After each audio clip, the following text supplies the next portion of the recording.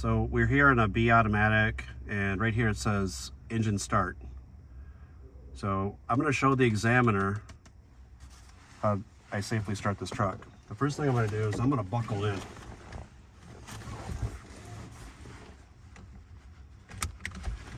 I'm buckled in. My parking brake's engaged.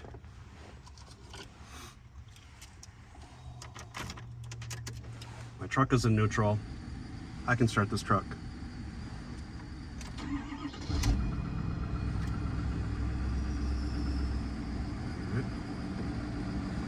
So I'm going to read the gauges right here. Right now, they're right at about 100 psi. If they're right at about 120, you'll kind of relieve a tank of some air. So like that, just by pressing the brake pedal, just to relieve some air. Now you're going to say, I'm going to do the air brake check, and I'll explain to the examiner that I know it's 4 parts, but I want you guys to know that it's, think of GALE, governor cutoff, air loss test, low air alarm test, emergency brake test. I'm starting out with the governor cutoff switch. So I'm going to crack the window here. I'm going to build some air, and somewhere between 120 and 140 psi I should hear the governor cutoff switch. So I'm going to rev the motor here just a little bit, not too bad. And I crack the window so I can hear it. And here on the automatics, it's going to be right around 130, so, or just beyond it, so about 135.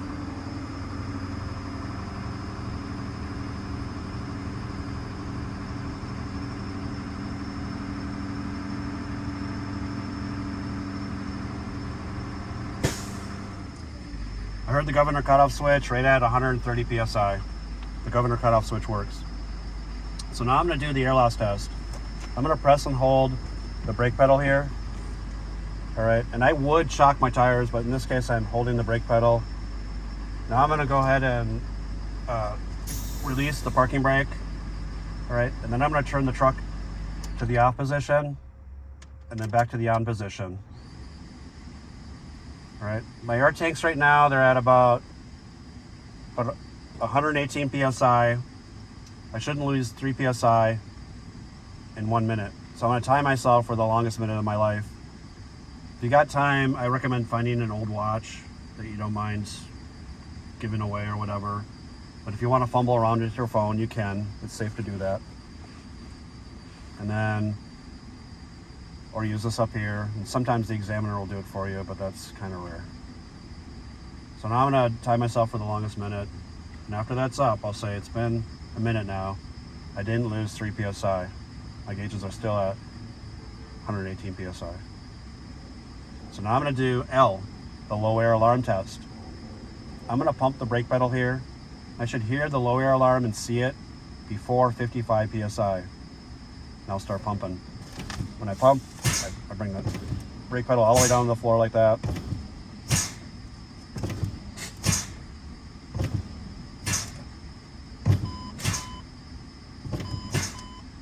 I hear and see the low air alarm here right around 60 psi.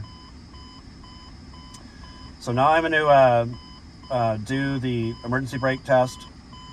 This parking brake becomes the emergency brake somewhere between 45 psi and 20 psi.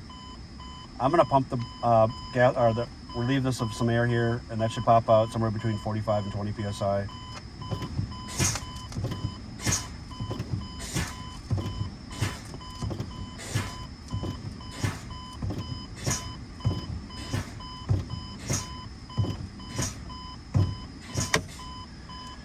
My emergency brake engaged right around 30 psi. I'm going to go ahead and start this truck and pull against it.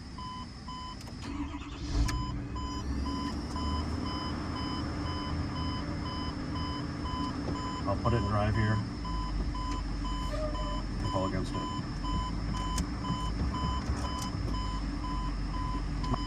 So you want to tell them that when I pull against the emergency brake, I shouldn't move forward.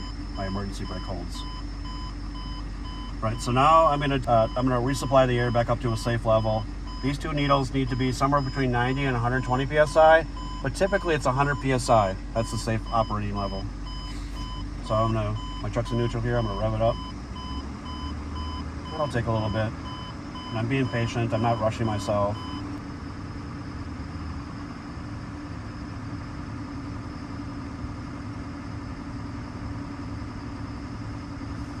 Okay, the air is at 100 psi, the safe level. Now I'm going to mention to the examiner, I'm going to go ahead and do the parking brake test. So I'm going to put my truck into drive here and pull against the parking brake. But most definitely when it's in the safe level, that's the parking brake. So I'm going to pull against it here. Parking brake holds. So now I'm going to do the service brake, or the brake pedal down here. I'm going to release this. I'm going to pull forward a little bit and apply the service brake. Service brake works. It brakes evenly. My steering wheel didn't pull side to side. So now I'm going to do the light indicators, starting with the dashboard here. I don't see an ABS warning light or a DEF warning light or a check engine warning light at all. The only warning light I see right now is my parking brake, because it tells me it's engaged. And also I need to change my oil. All right. This right here is my left turn signal light. I can see it, it's working. There's the right turn signal light. I can see it, it's working. These are the hazards. I can see them, they're working. And there's the high beam indicator light. I can see it, it's working. All my dash lights are on and I can read all my gauges clearly. Emergency equipment. Right here I have my spare fuses. None are missing, none are used. You can pan over here. I have my DOT reflective triangles inside that red box behind the passenger seat. They're not broken or cracked, none are missing. There should be 3 of them. My fire extinguisher is underneath here. It's secured to the floor. It's not cracked or leaking.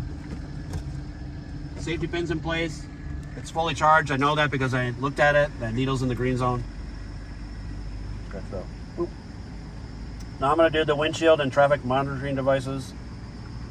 So on the traffic monitoring devices, we don't have computers or sensors or radar or anything else. We just have these mirrors right here and right there. And we also have this windshield right here. Starting with the windshield, it's not chipped or cracked at all. There's nothing here blocking my view. There's no illegal stickers. I can see clearly in front of me. The mirrors right here and right there, they're clean and they're clear. I can see everything behind me.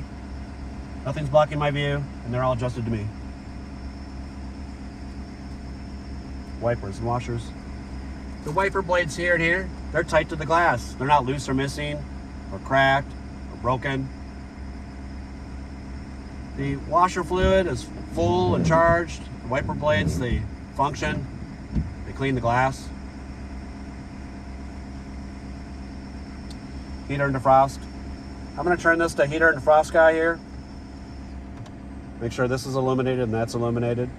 All right. I'm going to turn this on to max air right there. I'll probably put it up right here, but you don't have to. I feel air up there, and I feel air down here. The heater and defrost work. Now I'll make it comfortable for you and I.